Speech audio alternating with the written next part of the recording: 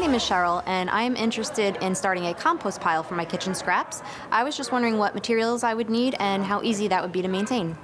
Okay, so I'm all for composting. I think it's a great way to make your own fertilizer, but you do have to be careful. Now, you talked about making a compost pile, and that's great, and it works, right? It just sort of breaks down, and they have some of these inexpensive walled units that you just pile the stuff on. But as it breaks down, it becomes like an old country buffet for the rodents. You know, they come in and you take the banana and the coffee grounds and everything, and they're like, look at this, I can eat forever. So I'm a big fan of using composters that are up off the ground that you can rotate.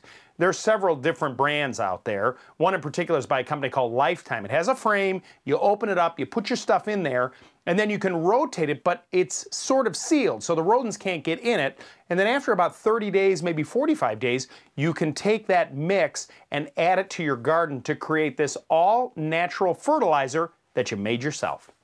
Here's an email from Anita. My son wrote on my leather sofa with ink, and I can't seem to find a product to remove the ink. Well, Anita, I guess you should be excited about your son's artistic endeavors. Hopefully you can get him off of the couch and onto a piece of paper that's on the kitchen table. But you can remove this stain. The nice thing is, leather is actually a pretty forgiving material. Use some inexpensive hairspray, you know, the kind you can get at the drugstore. Spray it, but don't rub it. Blot it up with a terry cloth, and you may have to repeat it, but once you do, get a hold of some mink oil to go ahead and treat that leather. It'll keep it nice and soft and supple, and if he decides to draw on it once again, it'll be easier to clean the next time. Here's an email from Michael. I bought a country home from the 1920s. There is no insulation under the house. The past owner carpeted the original cypress wood floors for warmth. I'd like to remove the carpet, but I'm fearful I will freeze in the winter. I have had 3 companies come for estimates, and everyone has stated the crawl space is too small, and the only way to insulate is to dig out our crawl space, which could be very expensive. Any ideas? Well, this is a common problem for those of us that have crawl spaces because it can be cold down there and it permeates up through the floor. Now, when you have a tight space like that, you can usually fill that whole area with insulation. Costs a little bit more, and if you choose the right one, like a cementitious insulation, it will work. I understand what Michael's issue is, but I needed some more information, so we contacted him, and I found out that he actually has water that runs underneath this home. And so the only thing that you can do, Michael, is to actually dig out that crawl. It is an added expense, but you might want to look to get someone else to dig it as opposed to the insulation people.